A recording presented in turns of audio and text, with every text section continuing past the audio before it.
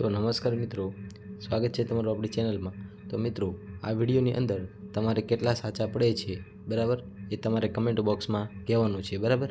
તો આપણે આ મોસ્ટ આઈએમપી પ્રશ્નો છે એ તમામ પ્રશ્નોની અંદર આપણે તમારે કેટલા સાચા પડ્યા છે બરાબર ટોટલમાંથી તો તમારે કહેવાનું છે બરાબર।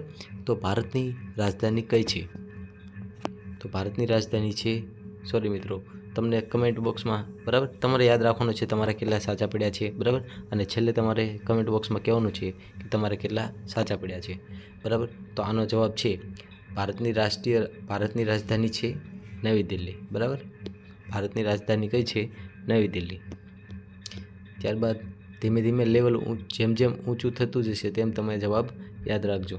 ભારતનું રાષ્ટ્રીય પક્ષી કયું છે બરાબર? તો આ 4 ઓપ્શન છે બરાબર। તો ભારતનું રાષ્ટ્રીય પક્ષી છે એ મોર છે બરાબર। કયો છે? મોર। ઓકે, તમે મિત્રો તમારા જવાબ યાદ રાખજો। ભારતનું રાષ્ટ્રીય પ્રાણી કયું છે બરાબર? તો ભારતનું રાષ્ટ્રીય પ્રાણી કયું છે બરાબર? ઓકે, તો ભારતનું રાષ્ટ્રીય પ્રાણી છે એ વાઘ છે।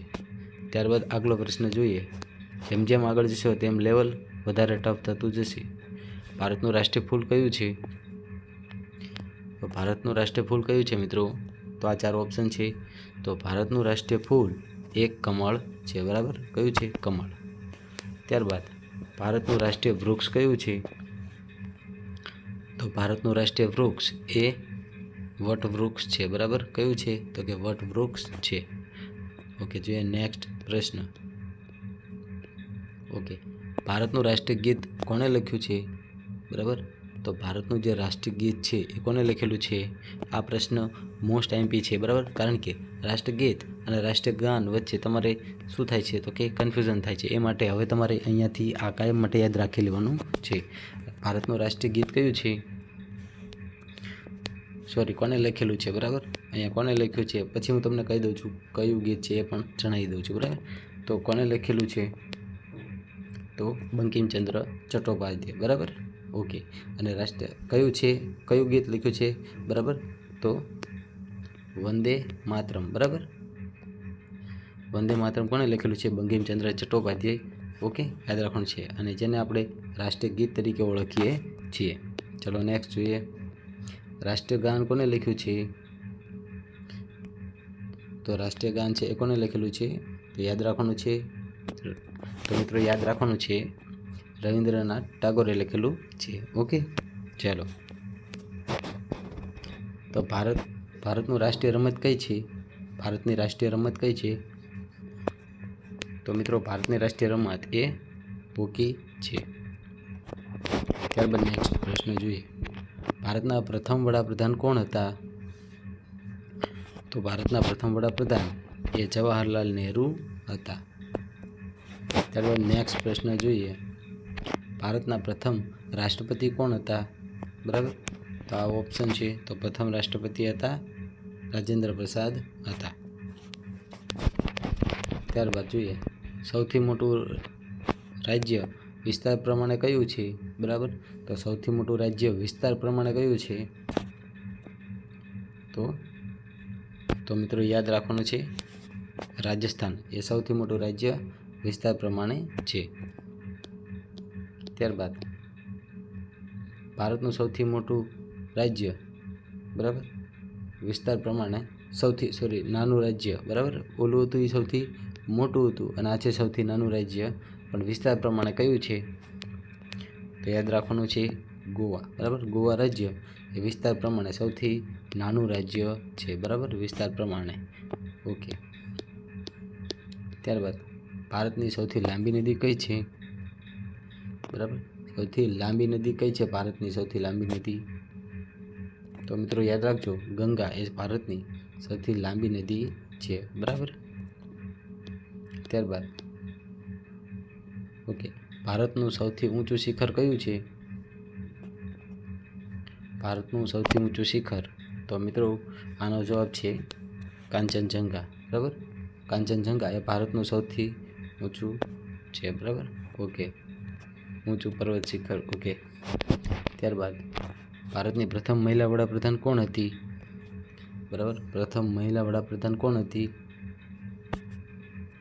તો મિત્રો યાદ રાખજો, ઇન્દિરા ગાંધી એ ભારતની પ્રથમ મહિલા વડાપ્રધાન હતી.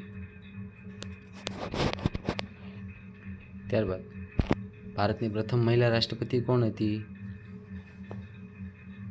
તો ભારતની પ્રથમ મહિલા રાષ્ટ્રપતિ કોણ હતું? તો મિત્રો યાદ રાખવાનું છે પ્રતિભા પાટીલ. બરાબર, અહીંયા પાટીલ છે. બરાબર,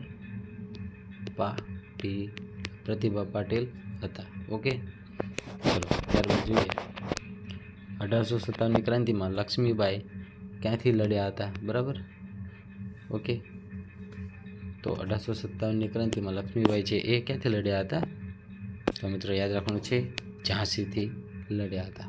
ઓકે, ત્યારબાદ દાંડી કૂચ કયા વર્ષે થઈ? ઓકે, દાંડી કૂચ છે એ કયા વર્ષે થઈ? બરાબર, તો યાદ રાખજો દાંડી કૂચ છે એ 1930ના વર્ષથી થઈ. બરાબર, ઓકે. ભારત છોડો આંદોલન કયા વર્ષે શરૂ થયું? તો ભારત છોડો આંદોલન, બરાબર, એને શું નામ આવ્યું હતું? ભારત છોડો આંદોલન, quit India movement. Quit India movement, બરાબર, ક્યારે શરૂ થયું હતું? તો મિત્રો યાદ રાખજો 1942માં. બરાબર, IMP છે. બરાબર, બધી એક્ઝામમાં પૂછાય છે. ભારતના પ્રથમ અંતરિક્ષ યાત્રી કોણ હતા? બરાબર, તો ભારતના પ્રથમ અંતરિક્ષ યાત્રી તો મિત્રો યાદ રાખવાનું છે રાકેશ શર્મા હતા. બરાબર, તો મિત્રો ખાસ યાદ રાખવાનું છે. બરાબર, ઓકે. ભારતના પ્રથમ ઉપગ્રહનું નામ શું હતું? બરાબર, પ્રથમ ઉપગ્રહનું નામ શું હતું ભારતના? ઓકે, તો મિત્રો યાદ રાખવાનું છે ભારતનો જે પ્રથમ ઉપગ્રહ હતો એ આર્યભટ્ટ હતો. બરાબર, આર્યભટ્ટ હતો. ત્યારબાદ આગલો પ્રશ્ન જોઈએ, ભારતની પ્રથમ મહિલા અંતરિક્ષ યાત્રી કોણ હતી? બરાબર, તો ભારતની પ્રથમ મહિલા, બરાબર, મહિલા પૂછ્યું છે, મહિલા, તો કોણ હતું પ્રથમ મહિલા અંતરિક્ષ યાત્રી? તો મિત્રો યાદ રાખજો કલ્પના ચાવલા. બરાબર, કલ્પના ચાવલા. ભારતની પ્રથમ પરમાણુ શક્તિ, ભારતની પ્રથમ પરમાણુ પરીક્ષા ક્યાં થઈ હતી? પરીક્ષણ, બરાબર, એટલે પરીક્ષણ. ભારતનું પ્રથમ પરીક્ષણ ક્યાં થયું હતું? બરાબર, તો યાદ રાખવાનું છે પોખરણ. બરાબર, ક્યાં થયું હતું? પોખરણમાં. ઓકે, ત્યારબાદ મિત્રો જોઈએ